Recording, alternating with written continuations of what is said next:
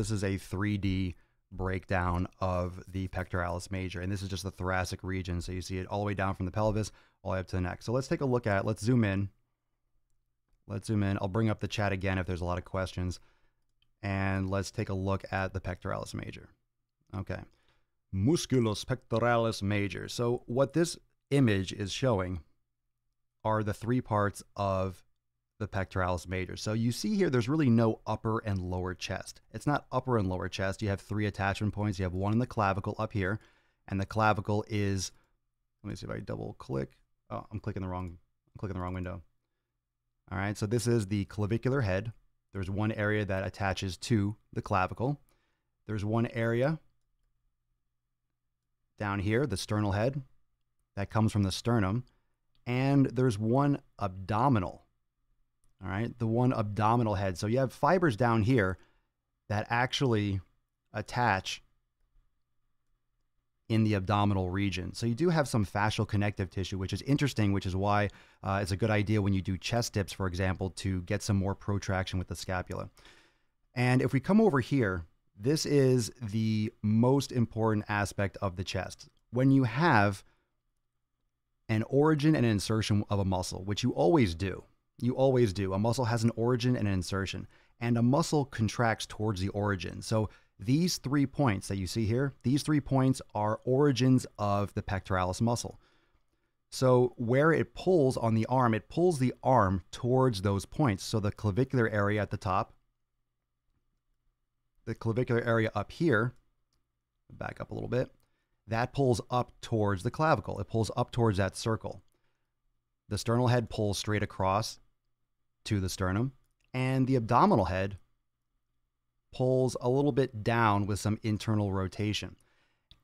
Okay, this comes very in handy when you start looking, you start discussing angles of the chest, you start discussing what is the best to hit certain parts of the muscle. There's no upper chest. Okay, this is the main thing that I wanted to kind of get across. There's no upper and lower per se. There is the abdominal head, the abdominal part. It's not the lower pec. Okay, there's the middle part, essentially, the sternal head. Sternal costal, it calls it, because it attaches onto the costal cartilage too of the thoracic area. And then you have the clavicular head. So you have the clavicular and you have the pectoralis major. But the important thing to notice is that you have different angles. Just because you have the fibers in the center here, notice how some are coming from a higher point and some are coming from a lower point. And each one of those fibers is going to pull directly towards the origin. It's going to pull towards the midline of the body. And over here, you have the insertion into, as they call it, in this app. And I'm going to give you this app is called the Muscle Skeleton. I'll give you the information because it's obviously an app I'm using. I'm not taking credit for this content, but it is. I'll give you the information. I'll put it in the bio if you all want to check this out. The insertion point from the origin to the humerus inserts onto what I would learn as the bicipital or intertubercular groove, and I believe they call it here the insertion. They call it the crest of the greater tubercle. So obviously, maybe they renamed some things since I was in school, because I went in school. I was about, it was like 13 years ago. I was in college learning, this stuff and doing kinesiology. So the names and the phrasing is different. Maybe they broke it down a little bit more. So let me read through this and pretty much let me break it down and explain what it means. So you're not looking at this and, oh my goodness, what the heck does it mean? It's very simple. You have the origin, and this just breaks down what I just talked about, the clavicular, the sternal, and the abdominal portion. The insertion is where the muscle attaches onto. So essentially the origin is like where you're standing.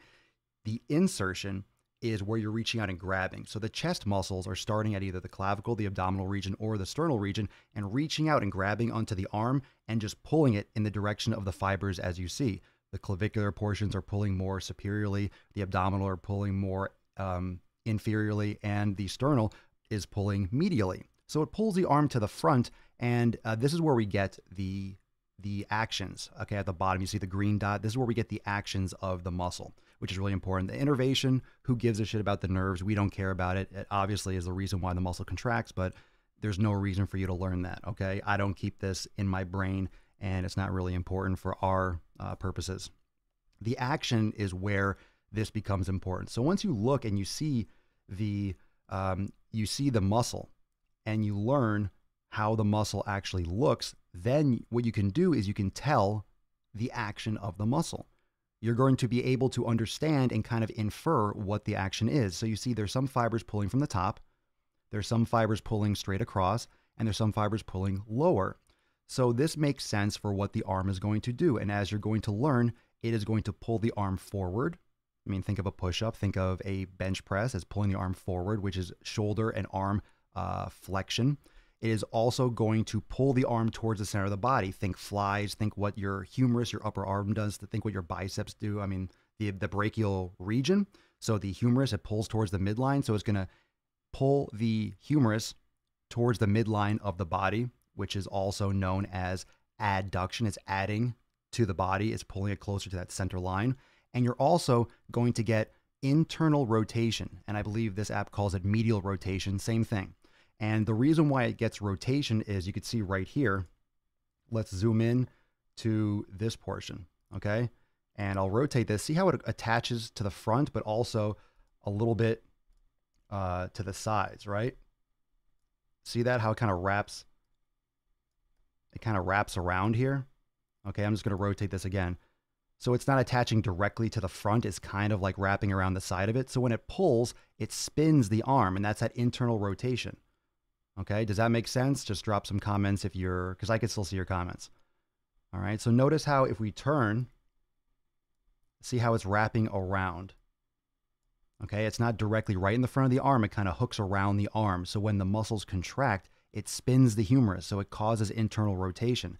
And this is a problem when you are always to the front, when you only do chest, when you're only driving, when you're only at a computer. It keeps your arm very internally rotated, which puts pressure on the rotator cuff, which puts pressure on the entire upper and the scapular girdle and the shoulder joint and the shoulder girdle. And that can lead to chronic neck pain. That can lead to upper cross syndrome, all those things, right?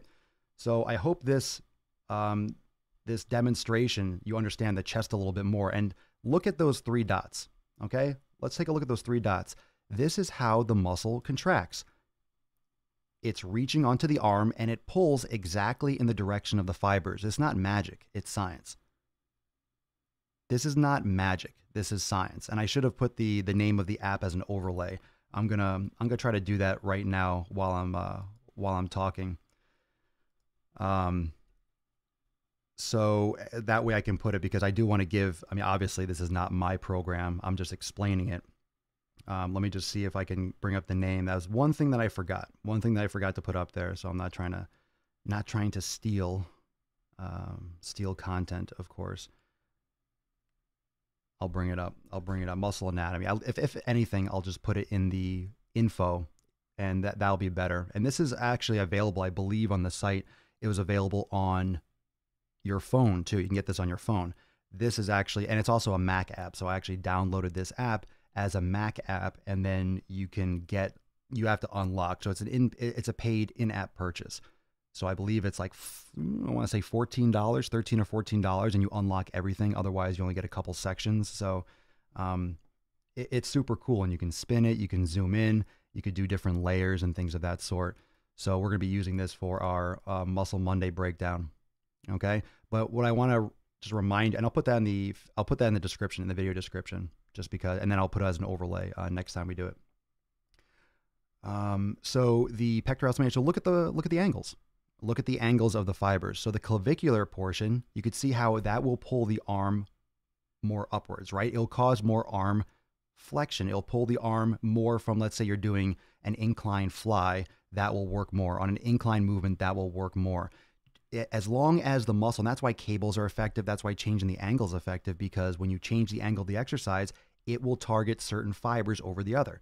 It doesn't mean there's an upper and a lower chest unless there is a drastic separation or difference in innervation. A different nerve might target it, and there's different categories or reasons why they might separate the muscle or break it down as a different head or a different portion of the muscle. And I couldn't tell you exactly if it's always the same kind of criteria.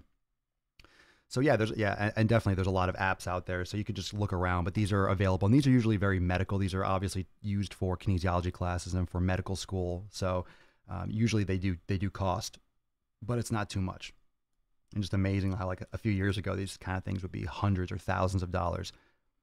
But you know, a few bucks and all of a sudden you can get all the information. Okay. I'll just go off for a different angle. And you could see right here the shoulder joint specifically, which is the interaction of the humerus and the clavicle and the scapula right here, that little space. And I'll just rotate through that space right there. So you see that little space underneath. And if you have really tight pectoralis, you have a really tight pec major, and that's pulling too hard on the arm, and the lats do this as well, you get this misalignment. So this joint right here, this interaction of the humerus, this is alignment. This is what the rotator cuff does. It keeps this joint aligned. And if you have something like a bully, the pectoralis major is so tight, so strong, because you're always working that over and over and over and over again. And you know, kind of like the bro muscles, right? Everyone just does chest, and you're also driving, and you're also at a desk, and you're always watching TV, and you're texting on your phone. These muscles get very, very tight and stiff. And then it pulls that humerus, it pulls the head of the humerus right there out of alignment. And then you start getting rubbing in that little space underneath the scapula and the acromial process, the clavicle. You start getting smaller space there, you get inflammation, and then that's when you start getting rotator cuff issues and shoulder pain and throbbing pain down your arm, those pain referrals and so forth. Okay, so those are the actions of the chest, and this is the reason why.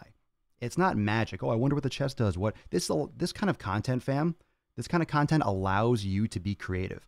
Learning science and learning about your body allows you to be creative in the gym, because then when you know, oh, this is what the muscle does, these are the angles in which it works, then you change the angle of your press. Then you do different angles for your push-ups. Then you use the cables and you try different angles. When you know what the body is supposed to do, then you can customize and quote unquote make up exercise or be creative. That allows you to be creative because you understand how the body works more. Okay? So super cool. And again, like I said, I will put the link to the app on the store. I'll put a link to the app or the name of the app and where to find it. I'm not sure if it's Google Play, but I have a Mac, so this is a Mac desktop app. I think it also has an app for the phone, for both phones, for Android as well, I believe. So you can check that out, and I will put the details in the post descriptions ASAP. All right. So super cool for Muscle Monday, and that's the pectoralis major. The action of the muscle is directly related to the origin and the insertion points, where the muscle is going, what the muscle is doing. That is the ticket. That's how you can be creative. That's how you can create exercises. That's how you can manipulate and break down an individual workout.